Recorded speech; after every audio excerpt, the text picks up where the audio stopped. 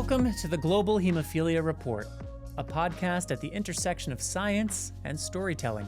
Produced by Believe Limited and Bloodstream Media and made possible thanks to our featured advertiser, Sanofi. This podcast exists to examine where hemophilia care is today, how it's changing around the world, and what those changes mean for patients, clinicians, health systems, and communities. As we begin Season 5, we're starting with evaluating a model that has long been considered the gold standard in bleeding disorders care. Comprehensive care has delivered extraordinary progress. It has saved lives, reduced disability, built trust, and anchored hemophilia care in multidisciplinary expertise. But in 2026, the question is no longer whether comprehensive care matters. It does. The question is whether the model as it currently operates is aligned with realities of modern treatment, modern burden, and modern expectations, and whether it's sustainable without deliberate evolution. Today, we're inviting clinicians and key opinion leaders to speak honestly about what's working, what feels strained, and what needs to change. We'll explore treatment personalization, the shifting nature of burden, shared decision-making, and global differences in how comprehensive care is delivered, with the goal of surfacing practical, implementable insights for the future. I'm joined, as always, by Dr. Donna DiMichele and by a group of clinicians and advocates who are living with these questions every day. We'll dive right in, right after this. Sanofi seeks to break barriers for people with hemophilia through groundbreaking science so they can live beyond the limitations of their condition. Learn more about Sanofi's commitment at redefininghemophilia.com.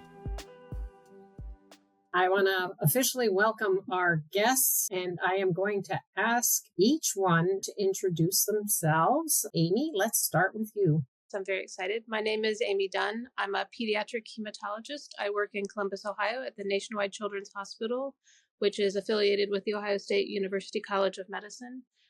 In addition to my work as a clinician here, I am also the current chair of the Medical and Scientific Advisory Council for the National Bleeding Disorder Foundation.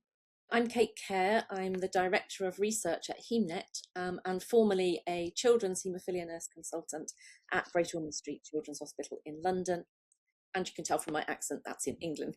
Hello, everyone. I'm a haematologist and I'm also the National Haemophilia Director here in Dublin, Ireland. As a small European country, we have long worked together with the small number of haemophilia treatment centres in Ireland to deliver integrated comprehensive care. I'm also the Secretary of the European Association for Haemophilia and Allied Disorders.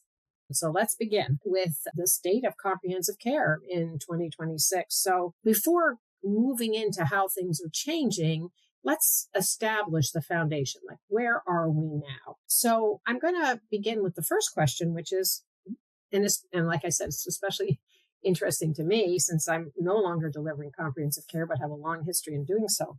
What feels different about delivering comprehensive care today compared to, say, 5 or 10 years ago? So if I think back to when I started out in the field of haemophilia, our focus in our haemophilia comprehensive care centres was really on severe bleeding disorders, men particularly with haemophilia, and it was a smaller team, I would say, focused especially on our medical, nursing, physiotherapy and dental colleagues. We tended to work in an environment which was quite limited in space and facilities, and we were working with paper records generally when I started out. When I look now at the comprehensive care that we deliver, say, here in Ireland, number one, the spectrum of disorders that we look after is much wider now. So we're looking after people with severe, moderate and mild bleeding disorders. We look after haemophilia, von Willebrand disease, rare bleeding disorders and bleeding disorder of unknown cause, as well as platelet disorders.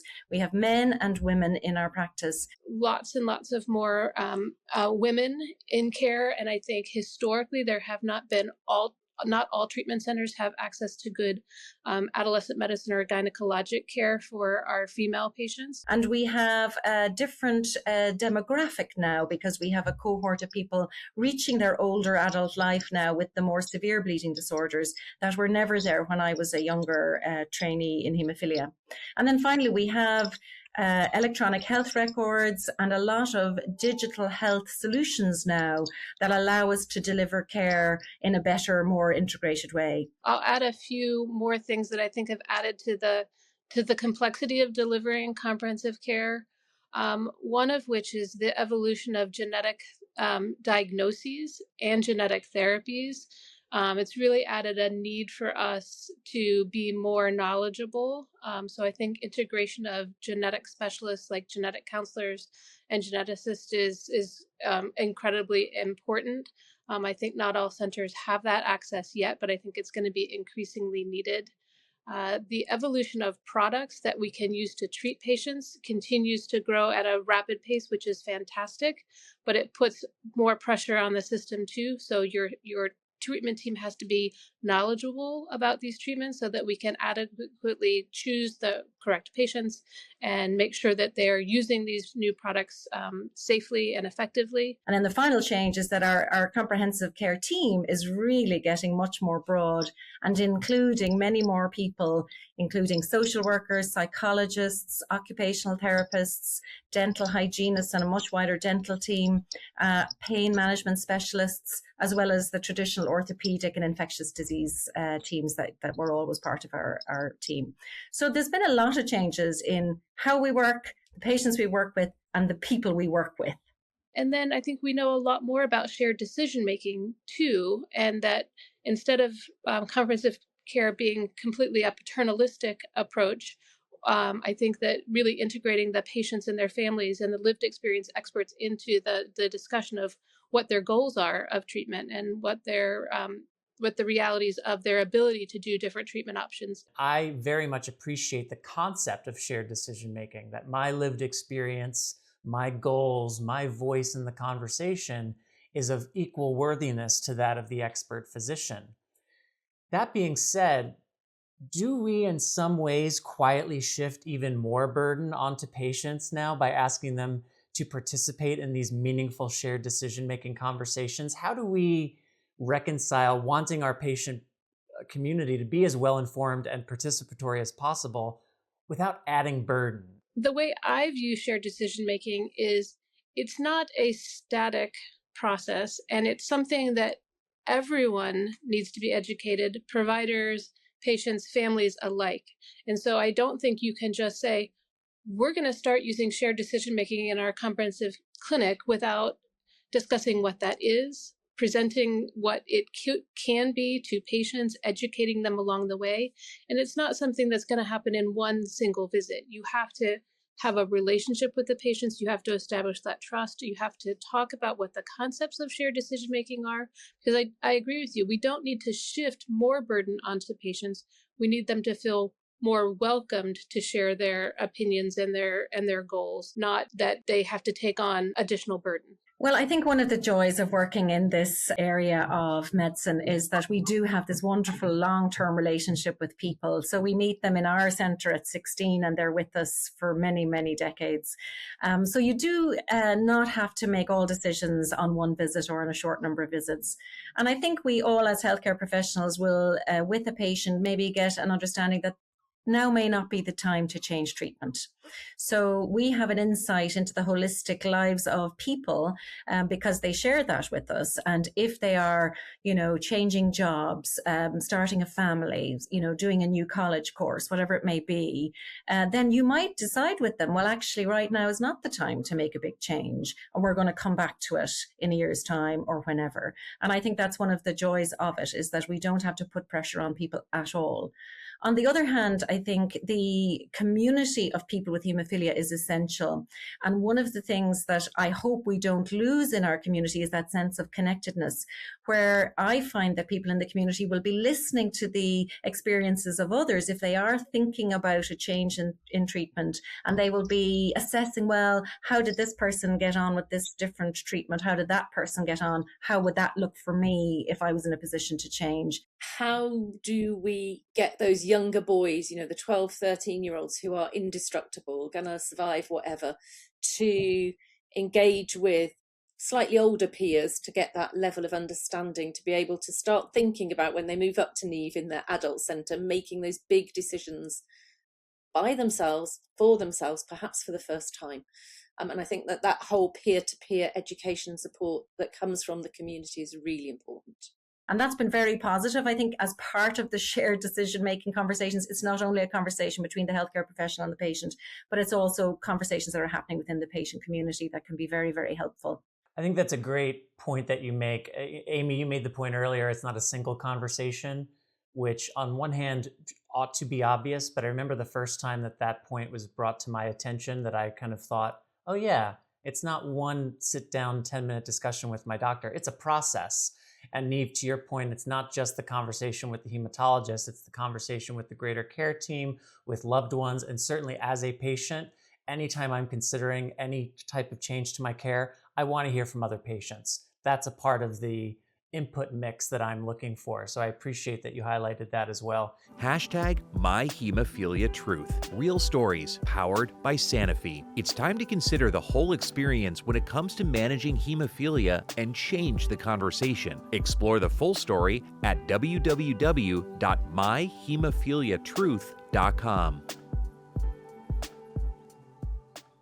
Physicians and caregivers are trying to keep up with the knowledge base, and then certainly imparting that and empowering patients with knowledge to participate in the process, I know is a very intensive process at this time. And so one of the things that I'd be interested in asking is how is that process being integrated? I'll mention one way that has worked for me. The World Federation of Hemophilia has created a really lovely shared decision-making website that you can actually teach your patients about, send them to the website.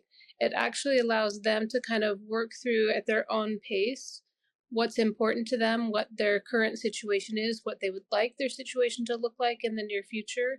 And then they can develop questions that then they can come back to the treatment center and say, I looked at the website you talked about, this question really came up about this particular medication. Can you educate me about that? So I think having that framework is really, really helpful. So we all in our local areas tend to have connections with our local patient organizations, typically NMOs for World Federation of Haemophilia.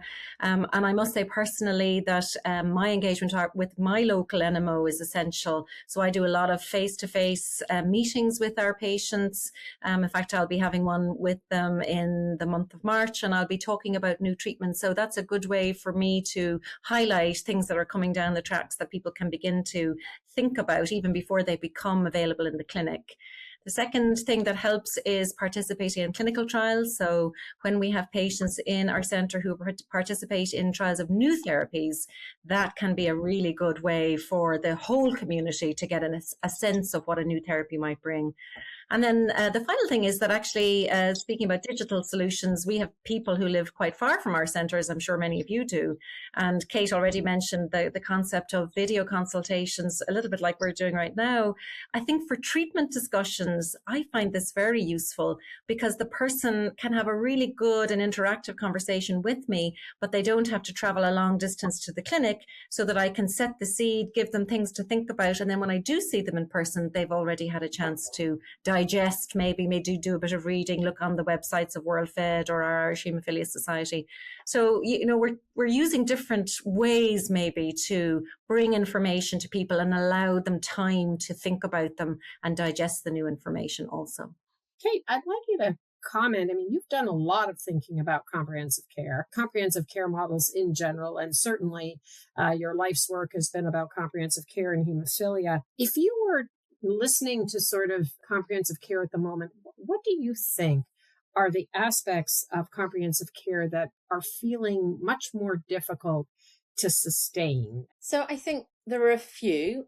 First off, treatment in however you are treated is so much better than it was 30 years ago. So, you might now have children growing up with having absolutely no bleeds at all, doing their prophylaxis with whichever treatment it is that they're on. feeling that they don't need to come for comprehensive care. They're at home doing their medicine. They don't need to see the physio. Everything's hunky-dory. And the other thing is that the lived experience of our younger adults with haemophilia is so different now. They may have experienced very few or even no bleeds. So as well as the people looking after them perhaps not fully understanding the condition or maybe minimizing it, even the patient themselves may minimize it. So there is a different role for us as healthcare professionals, particularly I would say our specialist nurses, in supporting our adolescents, young adults, as they are beginning to take ownership of their own chronic health condition and learning about it and managing it and navigating all the different life stages with this condition. And I think particularly for newly diagnosed families where there perhaps hasn't been a history of haemophilia, suddenly to have your baby out there and you're injecting them subcutaneously once a week, once a fortnight, whatever the treatment they're on, where do the parents get the support? And as we all know that even though they will get to adult life with hopefully few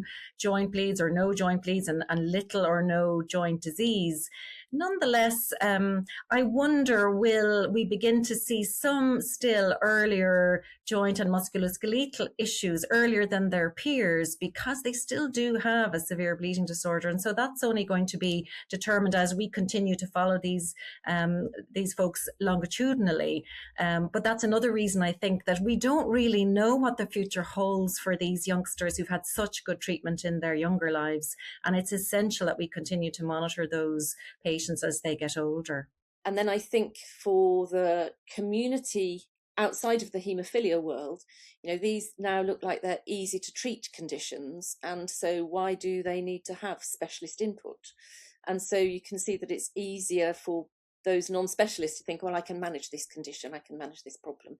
And so I think there's a risk that people will fall in between the gaps. And it's really important that we deliver that comprehensive care in a different way. So maybe now it is, as Niamh was just saying earlier, it might be through a Zoom call, through telemedicine, through other ways other than you come into the clinic to be seen. Well, it's interesting, and you've touched actually on another question that we had, Kate, you've already touched on it, which is the potential misunderstanding given the evolution of treatment and the simplification of treatment and the decrease in particularly musculoskeletal complications of haemophilia, the misunderstanding that comprehensive care is still needed, and a misunderstanding of the demands of comprehensive care and why these models need to be sustained and funded and certainly staffed. Yeah, so I think the burden of haemophilia is not just on the person with haemophilia and on his joints. It's on the family, it's on the mental health of the person with haemophilia, the parents, the siblings, everybody else. So that need to offer or have access to psychosocial support is much more important, and I think more recognised now than it was perhaps 20 years ago. Yeah, well, so what's interesting to me, hemophilia care, we've made great progress in reducing bleeding and the physical complications. But as this conversation has started to unearth, as we've begun to handle those physical complications with more and more options and strategy, there are the additional burdens that are emerging, the psychosocial burdens that emerge, the recognition that the family unit is under stress and pressure, not just the patient. It's also a shifting understanding for funders. The funding models are obviously quite different across the world, but and as you said, you need different staff, you need a larger staff. How is that being communicated to funders, to national funders, in terms of the ongoing need to fund something like comprehensive care in the presence of advanced therapeutics and better outcomes? I might just speak from an Irish perspective. So, for haemophilia specifically, thankfully, we have a structure in Ireland that recognises the tragic harm that was the consequence in the past of not having comprehensive care. So, we've had a review of that in Ireland, and we have a report that sets out all of the problems that occurred and suggesting solutions about how to fix them. So we luckily can always refer back to that. But, memories are short, I suppose, and we constantly have to have a dialogue with our institutions and with our health department to ensure that funding is provided. So that's number one, and that's something that we do in partnership with the patient organisation also. And then the second thing is that the concept of comprehensive care is actually spreading from haemophilia to other disease areas. So, for example, the cancer field now has comprehensive cancer centres. So actually our concept, which I think was really born in the world of haemophilia, is now reaching out to other disease areas. And I think that helps us because I think it demonstrates the importance for rarer and more challenging disease areas that we need to have a team that supports families and people with these conditions. Yeah. And what about in the United States where healthcare funding is always fraught? Are there any challenges to funding comprehensive care as the hemophilia landscape is evolving? We certainly have potential issues right now with funding at the government level for clinical trials and for basic science in coagulation. We have potential issues with funding that allows a treatment center in the United States to be a comprehensive treatment center.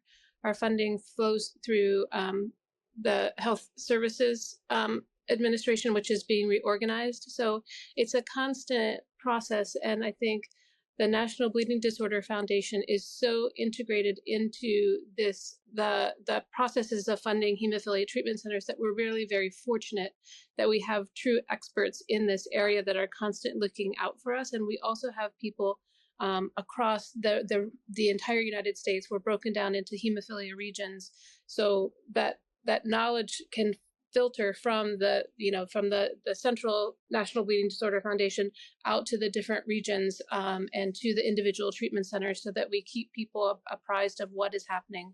But it's really a very challenging time right now because so much could potentially change, but it also might not change. So we just have to keep our ears open. And I think keeping our community organized and together is so important because the patient voice and the family voices are what really drive governmental decisions much more than I think the provider voices do.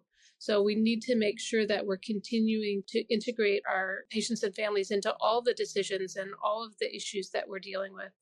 So, very challenging times right now, but hopefully opportunities to really prove the value of comprehensive care. So we want to bring in another perspective, someone who comes from a setting where, speaking of funding and resources being limited, they are. Megan Adediran joins the conversation from Nigeria to share what comprehensive care looks like when systems are stretched and what that reveals about which parts of the model are deemed essential and which are not. Megan, so thanks for doing this with me. I know we're busy.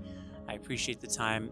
What defines comprehensive care in Nigeria? What does comprehensive care actually entail? Thank you, Patrick, for having me. In Nigeria for now, comprehensive care is being able to access treatment products and having a physiotherapy opportunity in that same center. You are able to have access to a dentist in that same center. You're also able to access orthopedic surgeon, where we have at least 4 to 5 other areas in medical that can affect a person with hemophilia. We say we have a comprehensive care. And so mostly it's only done at the tertiary facilities where you have all of these departments. We don't have them in one department, in one office, but on days where patients go for comprehensive care clinics, the other specialties are invited to join, or the patient is referred to the department to be assessed by that special doctor. If there was one element of comprehensive care in Nigeria that you would like to see improved, what would that be? That would be physiotherapy and orthopedics, so the musculoskeletal aspect, because we have a lot of patients who already have damaged joints, and so we need to have a more holistic musculoskeletal aspect to it. For now, we still have very, very few orthopedic surgeons who actually know about hemophilia. And we also have very few physiotherapists who also know about hemophilia. I think in the whole country, currently we don't have up to 5 orthopedic surgeons who have shown interest, who have attended trainings sponsored by WFH to learn about of musculoskeletal issues in persons with hemophilia. And unfortunately, the champion of that orthopedic surgeons just passed away about 3 months ago. I'm sorry to hear that. What about between pediatric care and adult care? Is the care equal or is there a disparity? When it comes to hemophilia care, we still have issues with the pediatric care. And that's because we don't have a lot of pediatric hematologists. Most of the hematologists who we have currently who are showing interest in hemophilia are adult hematologists. So a patient just shows up at the pediatric unit with a bleed or whether it's post circumcision or a joint bleed, they need to refer to the adult hematologist to come and see that patient because we still have very few pediatric hematologists who are interested in hemophilia. Most pediatric hematologists in Nigeria tend to fall towards sickle cell anemia than hemophilia. I see. Well, that makes sense.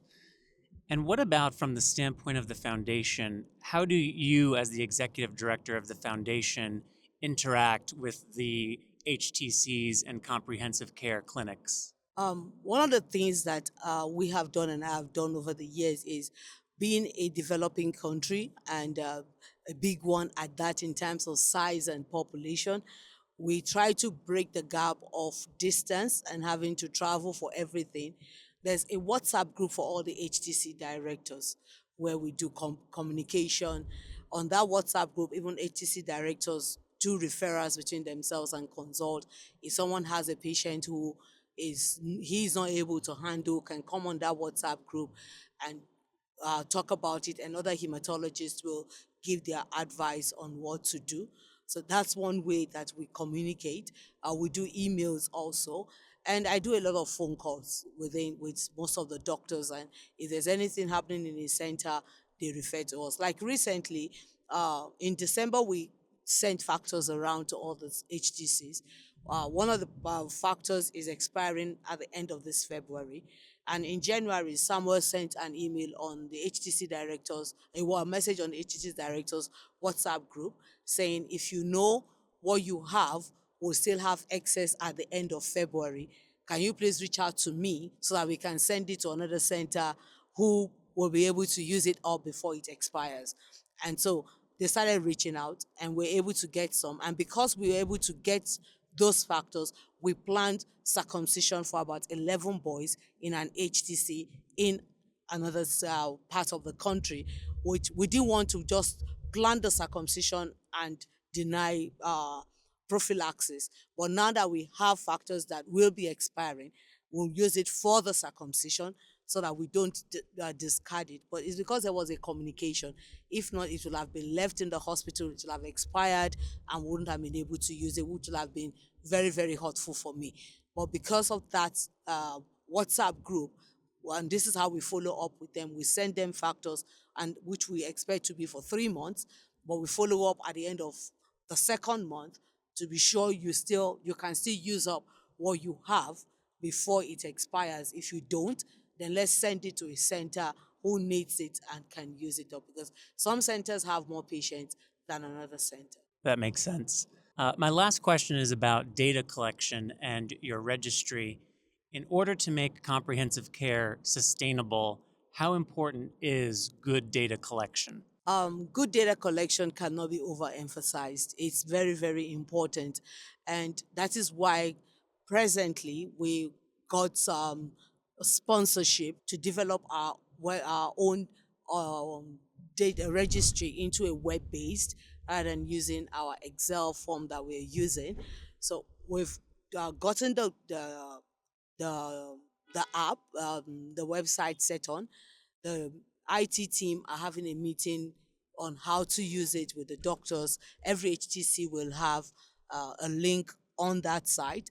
And we've already told the Ministry of Health, we're also going to give them a view on that site so that they can see real time as patients are being added onto that registry. They don't need calling and asking, how many patients do you have now? So even from the office, from the Federal Ministry of Health, they can just log on that website and they will see, okay, you have 900 in February. If they log onto it in March, if it has increased, they will know. So that's where we are now. They don't need to call us. So we hope that site will be up and running before the end of this month. Well, that's very exciting. Thanks for your time, Megan. Hashtag #MyHemophilia Real stories powered by Sanofi. It's time to consider the whole experience when it comes to managing hemophilia and change the conversation. Explore the full story at www.myhemophiliatruth.com.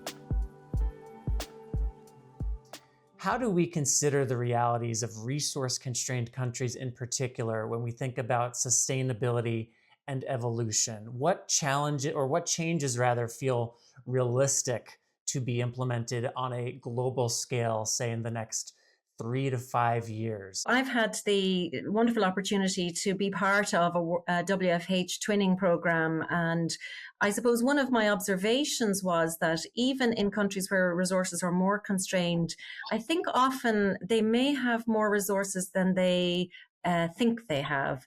And sometimes it's around getting the connections with the resources you have. Each institution, each country will be organized in a slightly different way, but it's around trying to leverage what you have and making those connections effective, such as with physiotherapy, such as with orthopedic surgery. So that's one thing. Number two, I think organizing your providers and patients into a well-developed supportive partnership will be the first step that will allow you to take your asks to your local and your national governments. And working together, the patients and the treatment centres is essential. But I do firmly believe that care can be organised in a way that really delivers for patients even where resources are more limited. And if we look at the European principles of comprehensive care, you know, there's those principles that were now quite some years ago published. I think if you use that as your starting position, you may not be able to fulfill everything all at once. But our experience in Ireland is that with time, you can build on what you have. The place to start is here. The time to start is now. So I would really advocate for people to get organized with their patient organizations and with their providers, look at what you have and try and map what you have to the principles of comprehensive care. I also want to highlight the World Federation of Hemophilia's international hemophilia training centers, where well-established centers who are quite expert in comprehensive care can bring people from other centers who need to learn specific skills or need specific mentorship on a topic or an area of comprehensive care. You can bring them to your center. They can stay for weeks or sometimes a few months, and then they can take that knowledge and information back with them to their home center. And I think what continues to follow them is that relationship and that mentorship, so that they can always reach back out when they have a question or a new issue arises. And I think that's a very valuable tool that we have in our community. And I also want to highlight the tremendous work that the World Federation of Hemophilia has done in terms of the World Health Organization Essentials Medicines list. I think that is really a tool that can help drive better treatments across the entire globe and better access to safer treatments across the globe. So I think all of us supporting that effort is going to be tremendously important in the next few years. Delivering comprehensive care is a method of delivery of care. It isn't the facility. And I think we sometimes get wrapped up in you've got to have a very big office and you've got to have your physio on site and your lab on site and all those things. And I know when I, like Niamh, have been with WFH in twinning programs and things, you can deliver comprehensive care in a disparate way with patients and doctors and physios and in different places, but joining it all up through really good communication. That's the thing that ties it all together, and making sure that the patients and their families know where to go and who to contact when they've got a problem. That's the best way of making it grow. And I know Megan has been absolutely brilliant at doing that. Something that struck me from what Megan said was the need for more pediatric hematologists in Nigeria. In the US, I'm accustomed to hearing that we have the need for more adult hematologists who are expert in hemophilia. And so I kind of wanted to use this as a jumping off point to ask, when we think about staff and capacity as we're diagnosing more patients, as we're broadening the umbrella of who can be treated at a comprehensive hemophilia center? Are we keeping up with the staffing needs? Do we have the right expertise to inform our centers, or are we falling behind? And I know that's going to be different depending where in the world we're talking about. We have seen a significant downturn in the number of residents that are going into pediatric hemonc fellowship in the last few years, to the point where a number of very excellent centers are not filling their pediatric hemonc spots. So I'm afraid that you will start hearing, Patrick, that we also have a shortage of pediatric hemophilia specialists in the future if that trend continues. One thing that we are working hard with, and the American Society of Hematology is really leading the way, is really trying to invest resources into getting people interested in this field as early as possible, getting them the appropriate mentorship, getting them opportunities. And I think that will go a long way, but you really have to reach out as early as possible in medical training to get people interested in our field. But it's across the board. I think we have the potential to have really significant gaps in both pediatric and adult care across all of classical hematology, but certainly hemophilia and bleeding disorders as well. So I think in the UK, there was, 15 or so years ago, a real paucity of people that wanted to be adult haemophilia treaters. And a lot of work was put into trying to encourage people, like Amy's just been saying, to come into those fields. It's always a challenge to get the young generations interested and excited about our field. We actually try and start with the medical students. So we have a bursary that's given by our National Haemophilia Council to encourage our medical students to do projects with us and present them. And so we want to try and get them as early as possible. Even within our haematology training schemes, coagulation is still a mandatory part of their training for at least 3 months. But there's a lot of competing requirements now, and some of the hematological, oncological conditions are very complex also. So there's always a squeeze on the curriculum, but we've held out and continued to insist that the coagulation training is mandatory. In pediatrics, you can, I think it's not such an issue at the moment. But again, the issue about being a pediatric hematologist is, where do you go? Do you go to do the cancer bit, which is, the flashy bit, or do you do the long-term conditions, haemophilia, sickle cell disease? And I think because the way that we treat people with haemophilia has changed so much recently, there's more interest in, actually it's a bit more scientific than just giving some missing factor. And there's more people that are starting to be interested in this as a field to be in for the next 40 years of their academic lives. And I think also in the UK, and I know it's very different from the rest of the world, but it's we have very many advanced practitioners who are not doctors, they're not medics. So you can be a nurse consultant, you can be a physio consultant, obviously working within the MDT. And, you don't have to be a pediatric hematologist to do all of the prescribing and the taking the bloods and the levels and things. So there's different ways of working within the confines of the services that you have. I think, like Kate says, one of the things that is true to say is that if you embark on a career in, say, pediatric hematology, you want to see that there is also going to be a post for you at the end of all of that. And that is sometimes a challenge in a small country like ours, where there are smaller numbers of posts and maybe less opportunities. So we haven't fully figured out how to manage that, because we do want the brightest and the best going into, say, pediatric coagulation disorders, but then we need to be able to funnel them through to a post at the end, and that doesn't always follow quite as smoothly as one would like. So that's always, I think, going to be a bit of a challenge. But I think there's a lot of excitement about our field at the moment. So I'm hopeful that if we continue to put our efforts into encouraging the medical students and the trainee doctors, that they will continue to see that there is a future for them in this field. My last question for everybody actually is a combined question. It's, what absolutely must remain in the comprehensive care model? What absolutely must change? And what are the challenges for making change happen? And then I also have a very specific question about research. You heard Megan say that information gathering was critical. How do we better integrate research into comprehensive care? I absolutely agree with Megan that data is really important. And research is a really broad umbrella term for lots of things, isn't it? So it could be being in a clinical trial. It could be the number of bleeds that you have, your joint score, all of those things. I think from a patient perspective, it's a bit boring to be constantly given a quality of life assessment tool when your quality of life is absolutely fine. Thank you very much. It was fine 5 years ago and it's still fine and life is lovely. So we need to engage with patients and families in a way that collects data that is meaningful to them. So it's not just another survey. And that's the tricky bit, because what is meaningful to people with haemophilia? Is it bleeds? Is it the ability to lead a normal life, in inverted commas, whatever that means, to go skiing, to go jumping out of a plane, or whatever it is that you want to do? And the slight risk of that is if we're saying that you can do that, you know, for those people that then commission haemophilia care, are they going to say, well, they shouldn't be doing that, so we should give them less treatment to save money? So there's that counterbalance of showing how brilliant it all is, should be, against what we can afford. And I think we should be able to afford all of it, personally. And because we're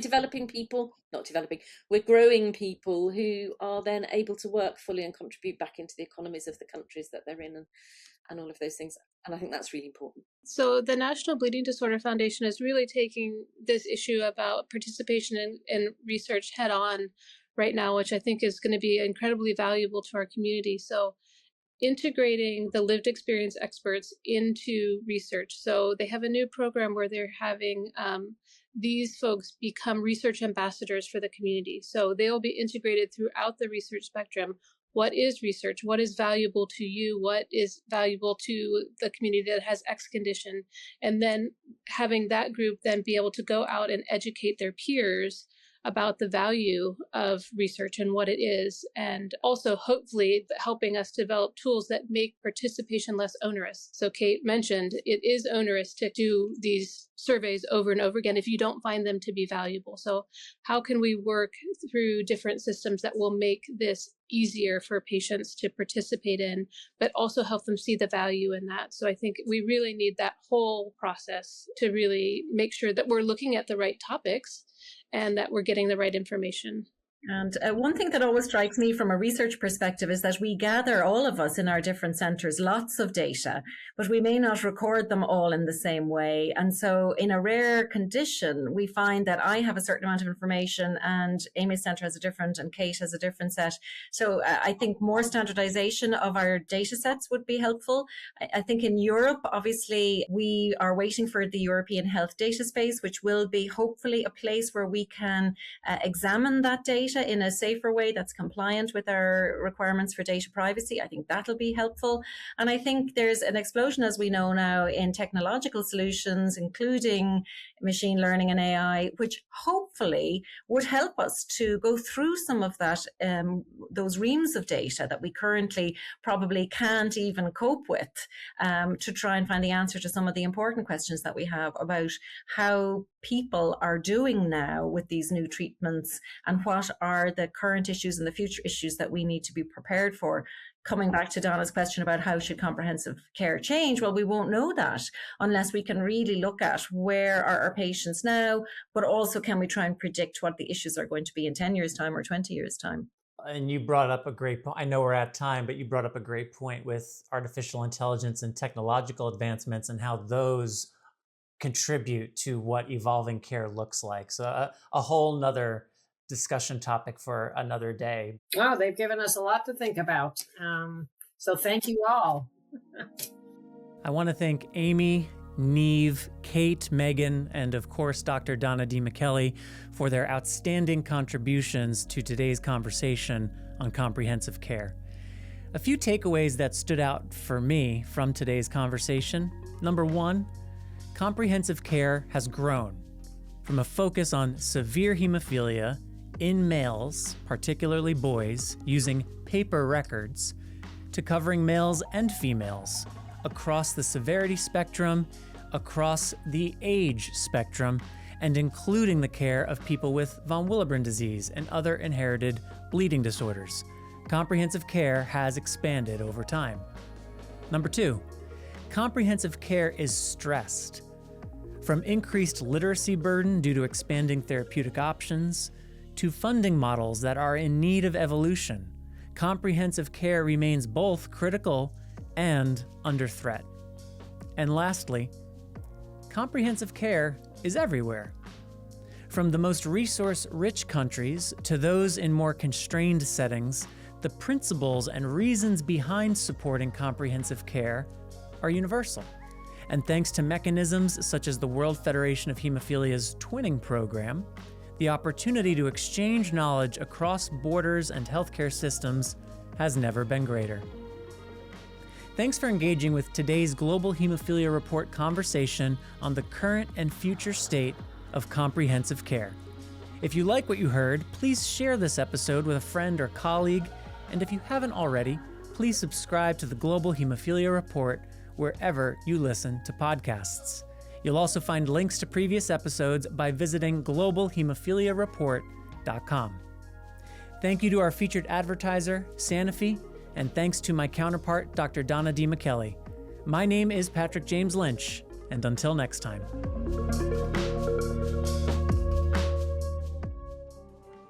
Sanofi is committed to bringing new perspectives and bold innovations to the global hemophilia community.